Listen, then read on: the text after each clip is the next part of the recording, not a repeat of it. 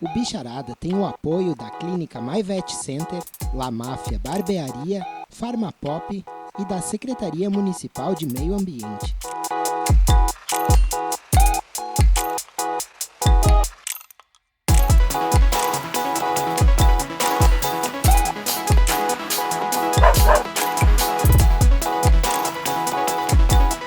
Salve família Pet, tô aqui com a Karine do Instagram Mantra Pet, que vai me contar tudo sobre esse trabalho incrível que você realiza. Tudo bem? Tudo bem, e você? Olá, pessoal. Me fala o que é isso, Mantra Pet?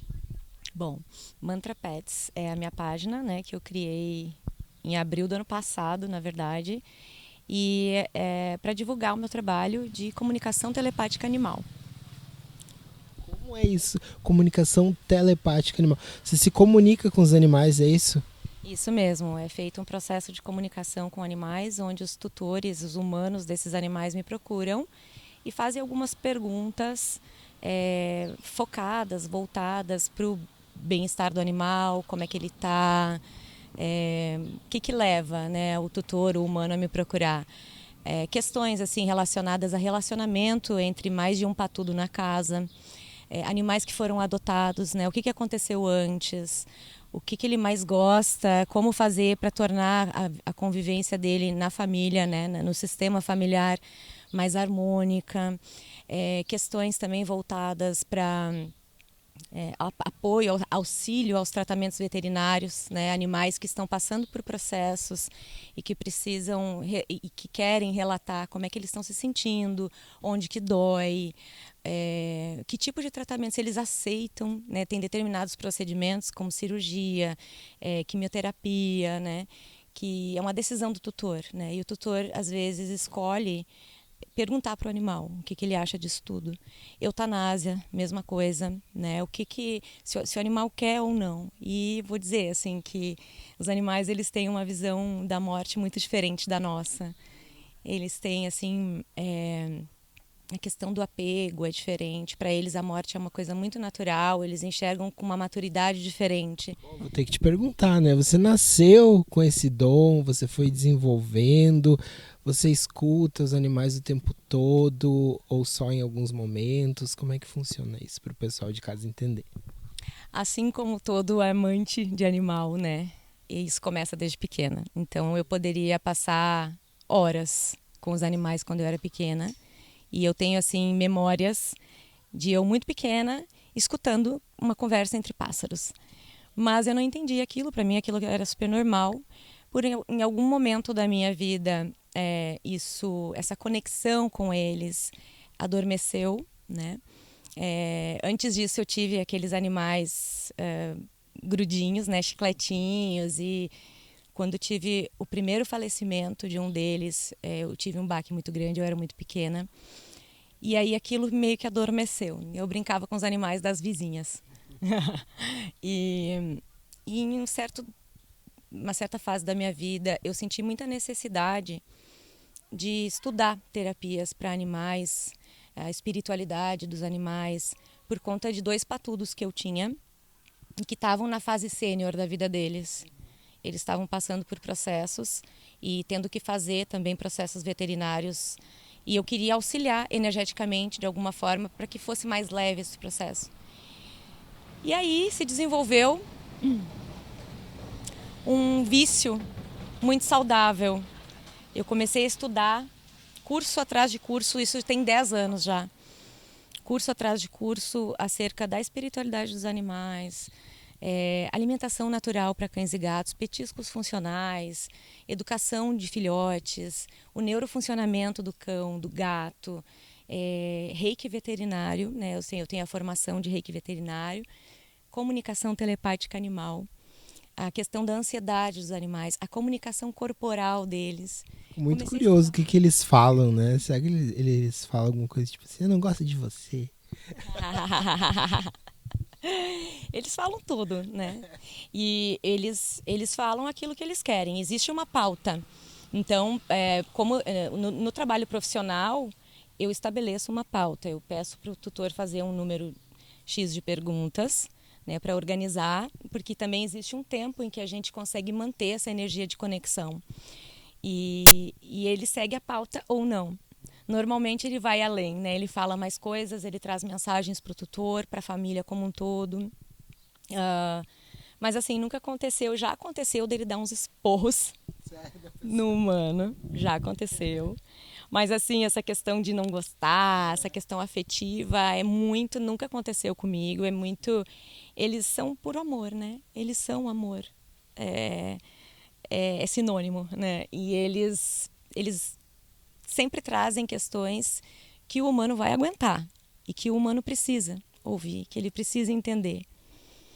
A comunicação telepática, ela acontece assim, ela acontece de uma forma por vários meios, né? Então é a clarividência, eles trazem imagens, eles trazem cenas como se fosse um filme, eles trazem cores, clareaudiência, que daí eu ouço eles falando, né? Eu ouço a voz deles falando. Falei clarividência, clareaudiência, tem a clariciência, que eu sinto no meu corpo o que eles estão sentindo, eles mandam para mim. Inclusive, assim, com animais desencarnados, quando eu faço a comunicação, que é mais mediúnica, muitos humanos perguntam como é que foi a passagem, né? Se sentiu dor. Muitos mandam para mim o que eles sentiram, mandam no meu corpo, eu sinto. Muitas vezes eu não sei a causa da morte, né? E eles acabam me mostrando a causa, o que levou eles a fazer a passagem. Bom, eu fiquei muito feliz em saber disso, porque eu converso com meu cachorro e acho que muita gente aí de casa conversa também com o cachorro e parece que eles entendem. Eu fico olhando assim, nossa, gente, parece que meu cachorro tá entendendo. Ele tá entendendo, eu tô doido da cabeça. Eles entendem tudo. Eles entendem tudo. Eu já atendi muitos animais, inclusive, que captaram aí uma conversa entre os humanos a respeito deles e eles ficaram confusos, assustados, chateados, né? Ou felizes demais, empolgados demais. Então, muitas vezes, quando a gente conversa entre os seres, os animais humanos da família, principalmente sobre os animais não humanos, eles entendem, todas as vezes eles entendem, mas muitas vezes a comunicação sai meio truncada, sabe? E aí eles podem ficar meio assim, nossa, eles vão me devolver isso? Tipo, já aconteceu situações assim, tipo, tu vai fazer isso? Nós vamos te levar lá de volta. E eles levam isso pro coração e, nossa, é isso mesmo, mas era uma brincadeira. Sim. Então, uma dica que eu dou, quando você quiser se comunicar com o seu animal, porque a gente fala, eles entendem. Eles falam, a gente não entende, a gente não capta, porque a gente não para escutar. Mas se a gente parar, né, a telepatia está disponível para todos nós. E se a gente parar, a gente vai captar. Se a gente observar mais eles, se a gente fica mais com eles, né, a gente vai captar. Então a dica que eu dou é, quando você quer transmitir uma mensagem muito importante para o seu animal, se coloque em primeiro lugar na mesma altura dele, visual, né? Agacha, senta. Olha, não o olho no olho de desafio, mas o olho no olho amoroso, de paz. E aí você fala e você busca nessa fala o sentimento do que você está falando. Porque eles captam muito bem as nossas emoções.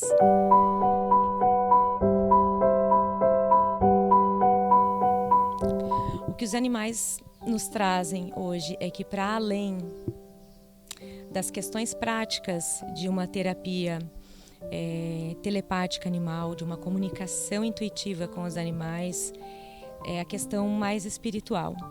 Eles nos trazem que existem coisas disponíveis aqui no planeta Terra e que a gente não conhece, a gente não aceita e que podem fazer muito bem para nós, sabe? Coisas assim que nos trazem muitos benefícios e que estão de encontro com o propósito maior. A estrutura de funcionamento do universo, ela vai muito além da nossa compreensão, muito além daquilo que a gente pode ver ou tocar. As coisas que racionalmente não podem ser compreendidas, elas estão disponíveis para nós a todo momento. Então eles nos convidam, eles pedem para o ser humano se colocar mais à disposição para experimentar aquilo que não pode ser comprovado através da ciência, mas que pode ser comprovado sim através da experiência, através do sentir. Que bacana isso, né, gente? De comunicação com os animais. O que você achou aí, você que está aí do outro lado? Vamos ver o que a ciência fala sobre esse assunto? Vamos entrevistar um médico veterinário. Vem comigo. Então, a parte científica, né, é uma coisa que a gente não tem muito como explicar, essa questão do mantra PET, né? Nós, né, trabalhamos com sinais, né? Então a gente trabalha com um animal vivo, né? A gente examina, a gente observa sinais como desidratação, como temperatura, como se está se alimentando ou não, e em cima disso, né, a gente consegue observar a possibilidade de se encaixar em algum tipo de doença, ou até inclusive alguma dor em algum membro especificamente. Mas infelizmente, cientificamente, eu não saberia explicar esse ponto. A gente fica muito atento, né, a comportamento, né? Então, o principal é comportamento, tanto nós quanto os tutores, né? Observar se ele está se alimentando, se ele está apático, se ele não está se movimentando, se ele está tomando muita água ou pouca água. Então, tudo isso são coisas não verbais que a gente consegue entender se ele tem ou não tem alguma coisa de diferente acontecendo. Alguma coisa dolorosa, por exemplo, quando tu vai pegar ele no colo e ele dá um grito, por exemplo, quando tu encosta na barriga. Então já é um sinal de alguma coisa que não está correta.